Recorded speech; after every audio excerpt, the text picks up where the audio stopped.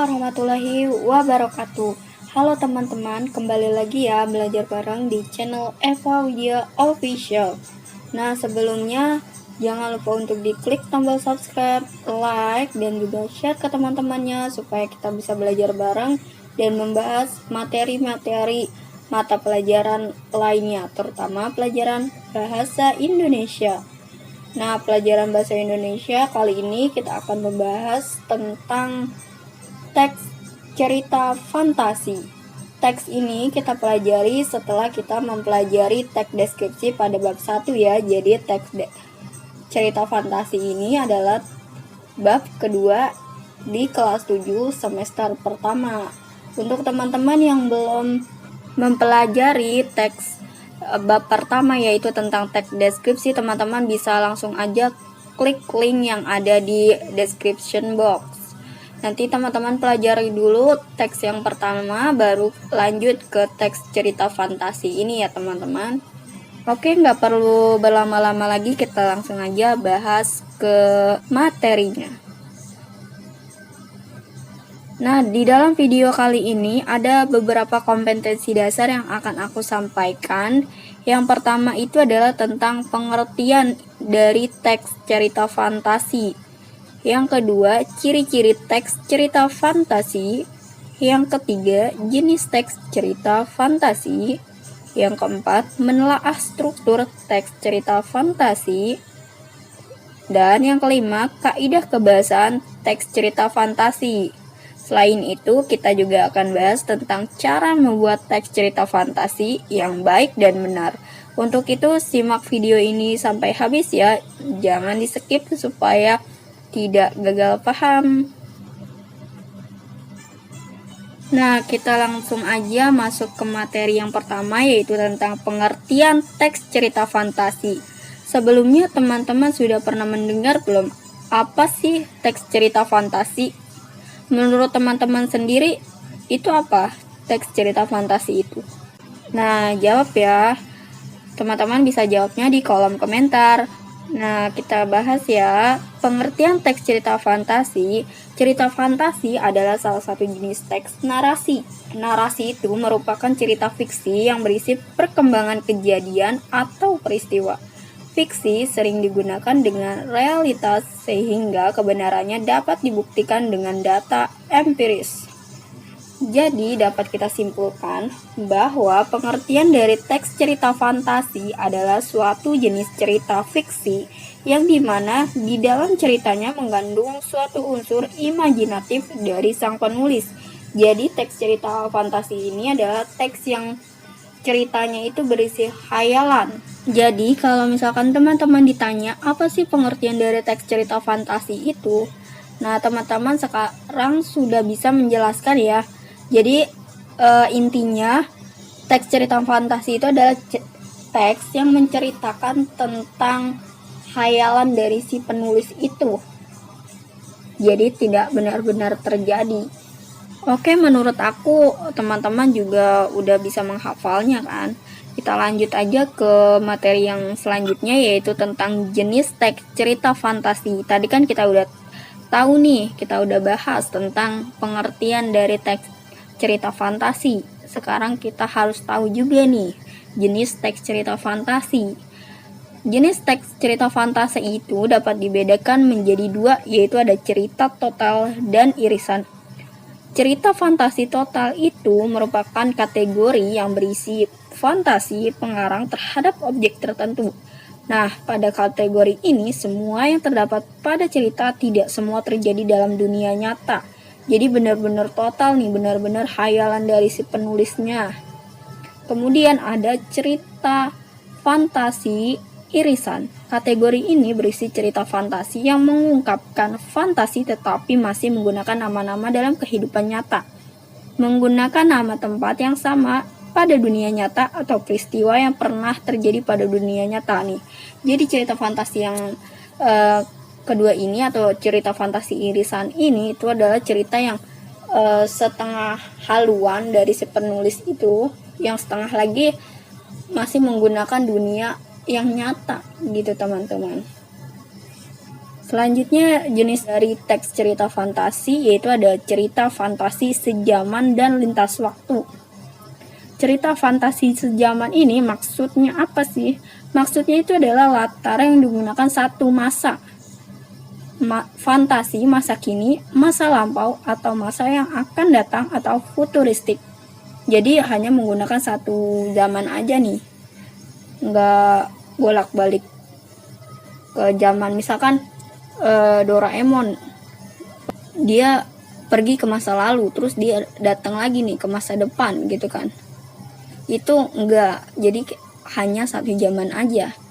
Yang kedua adalah latar fantasi lintas waktu. Maksudnya apa sih? Maksudnya itu adalah cerita fantasi yang menggunakan dua latar waktu yang berbeda. Misalkan nih, masa sekarang dengan masa pada zaman prasejarah, masa sekarang dan masa 50 tahun mendatang atau futuristik. Untuk jenis-jenis teks cerita fantasi ini, aku anggap kalian juga udah bisa memahaminya ya. Kita lanjut aja ke materi yang selanjutnya, yaitu tentang ciri-ciri teks cerita fantasi. Nah, dari ciri-ciri teks cerita fantasi ini, kenapa kita harus tahu tentang ciri-ciri teks fantasi ini? Karena kita harus penting juga ya memahami sebelum kita membuat atau membaca suatu teks cerita gitu. Kita harus tahu dulu nih ciri-ciri atau karakteristik dari teks itu apa sih gitu, sehingga kita sebut kok ini bisa jadi cerita fantasi gitu. Oh, karena ada ciri-cirinya, karena teks cerita fantasi itu sendiri memiliki ciri-ciri kayak gini. Nah, teman-teman juga udah paham gitu, jadi teman-teman nggak bingung lagi gitu. Jadi ciri-ciri dari teks cerita fantasi, yang pertama adanya keajaiban, keanehan, dan kemisteriusan. Cerita fantasi yang mengungkapkan hal-hal yang supranatural, kegaiban, dan kemisteriusan yang tidak ditemui dalam dunia nyata. Contohnya seperti apa? Seperti manusia yang berbadan singa atau sebagainya. Lalu yang kedua, menggunakan berbagai latar atau lintas ruang dan waktu.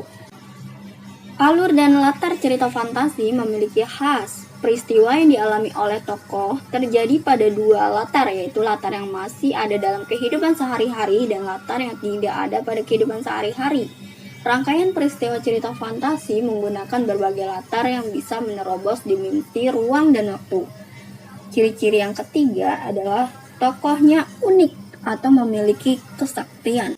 Salah satu ciri-ciri dari sebuah teks cerita fantasi yaitu adanya tokoh yang sangat unik dan mempunyai keahlian yang di luar pemikiran manusia biasa. Tokoh tersebut biasanya mempunyai kelebihan sendiri yang sangat unik dan juga berbeda dengan tokoh yang lain di dalam cerita fantasi tersebut. Contohnya nih, seperti Doraemon yang bisa mengeluarkan alat-alat ajaib dari kantongnya. Terus, ciri-ciri yang keempat itu adalah bersifat fiksi. Ciri-ciri dari sebuah teks cerita fantasi yaitu mempunyai sifat yang bisa dilihat yang berarti fiksi atau khayalan. Karena teks cerita fantasi yang bersifat fiksi atau khayalan, maka dari itu cerita fantasi ini nggak akan bisa dinalarkan oleh pemikiran manusia biasa yang dibandingkan dengan dunia nyata. Lalu yang selanjutnya itu memiliki ide cerita yang tidak dibatasi oleh realita atau kenyataan dunia. Selanjutnya nih, penggunaan latar dapat menembus ruang dan waktu. Alur dan latar cerita fantasi mempunyai khas. Peristiwa yang dialami oleh tokoh ini terjadi pada dua latar ya, seperti yang tadi aku sudah katakan sebelumnya. Gimana? Apakah teman-teman sudah mengerti tentang ciri-ciri teks cerita fantasi? Kalau sudah, kita lanjut ya. Selanjutnya materi ada unsur intrinsik teks cerita fantasi. Unsur intrinsik teks cerita fantasi itu apa sih? Unsur intrinsik adalah unsur yang membangun suatu karya sastra di dalam karya sastra itu sendiri. Di dalam teks cerita fantasi terdapat 6 unsur intrinsik. Yang pertama adalah tema. Tema yaitu ide yang paling mendasar yang menjadi acuan untuk mengembangkan suatu cerita. Yang kedua, alur cerita, yaitu jalan atau alur cerita yang berupa peristiwa-peristiwa yang tersusun dan saling berkaitan satu sama lain. Yang ketiga, tokoh dan penokohan, ialah karakter dari pemeran atau pelaku di dalam suatu cerita. Yang keempat, latar. Latar itu merupakan tempat, waktu, serta suasana yang menjadi latar belakang suatu cerita. Yang kelima, sudut pandang ialah posisi yang pengarang dalam membawakan suatu cerita. Yang keenam, amanat. Amanat adalah satu di antara pesan yang ingin disampaikan oleh pengarang sebuah cerita di dalam cerita dan penokohan. Jadi unsur intrinsik dalam cerita teks fantasi itu ada berapa teman-teman? Ada 6, yaitu ada tema, alur, tokoh, latar, sudut pandang, dan amanat. Selanjutnya kita lanjut ya ke materi selanjutnya, yaitu tentang struktur teks cerita fantasi. Struktur teks cerita fantasi ini sangat penting ya untuk kita pelajari supaya kita tahu bagian-bagian dari suatu teks cerita fantasi tersebut. Struktur teks cerita fantasi itu terbagi menjadi 3. Secara garis besarnya terbagi menjadi 3 ya teman-teman, yaitu pertama itu adalah orientasi. Orientasi itu merupakan bagian pengenalan latar, tokoh, dan kisah, baik dari segi waktu, tempat, maupun peristiwa. Orientasi juga biasa digunakan untuk menata berbagai adegan dan menjelaskan hubungan antar tokoh.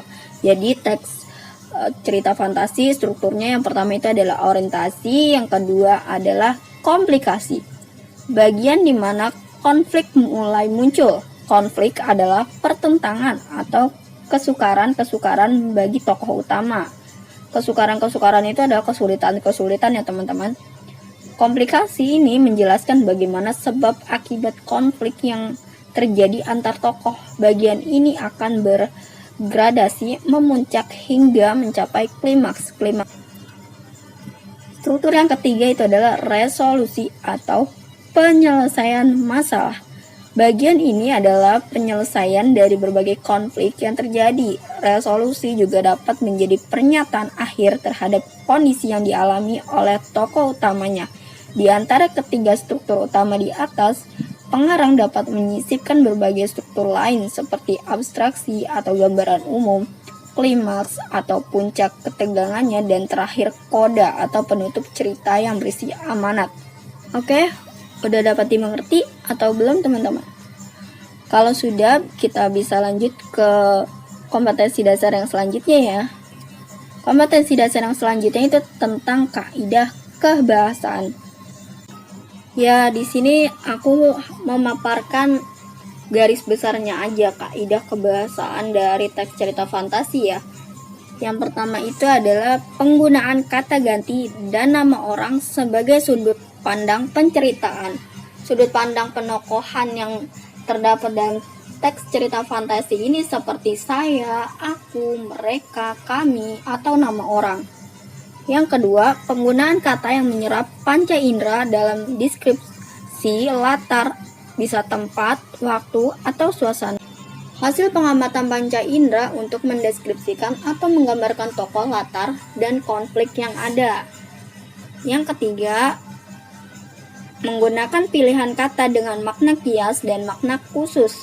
Teks cerita fantasi menggunakan kata metafora atau sebagai kiasannya dan personifikasi perumpamaan. Kaidah kebahasaan yang keempat itu menggunakan kata sambung penanda urutan waktu.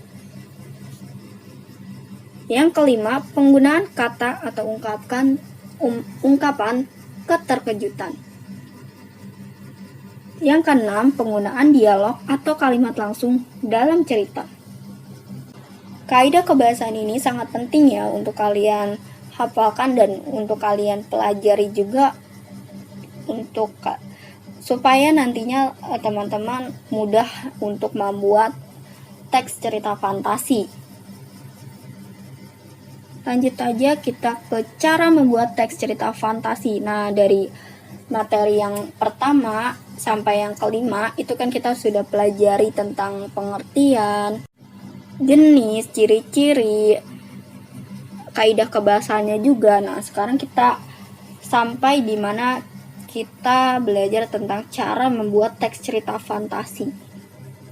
Cara membuat teks cerita fantasi yang baik dan benar itu diawali dengan memilih topik atau menjadi dasar penceritaan, yaitu menentukan ide awal. Pertama teman-teman, sebelum teman-teman membuat teks cerita fantasi secara keseluruhan, itu teman-teman harus menemukan ide awalnya. Teman-teman itu harus tahu dulu nih, teman-teman mau bikin cerita kayak gimana ya. Itu teman-teman harus pikirkan dulu di awal sebelum teman-teman menulis ceritanya secara keseluruhan.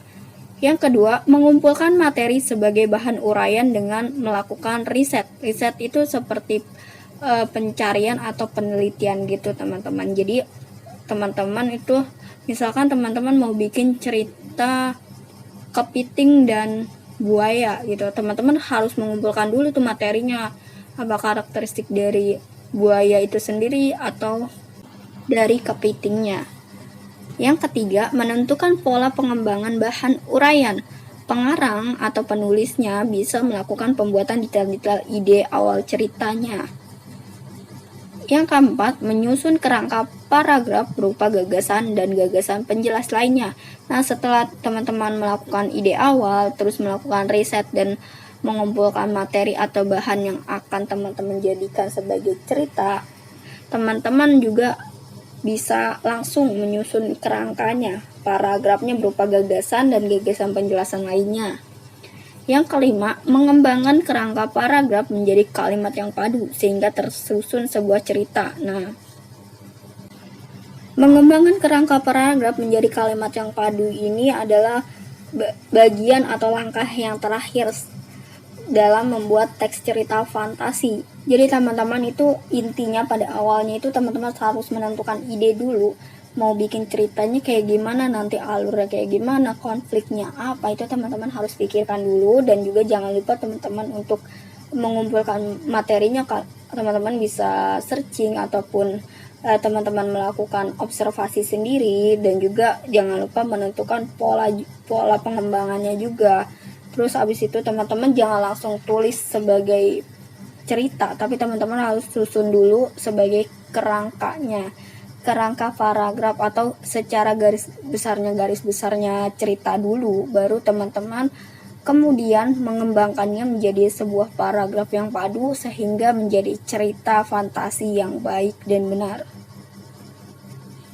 Contoh dari teks cerita fantasi sendiri di sini ada cerita Harry Potter dan juga Anak Rembulan.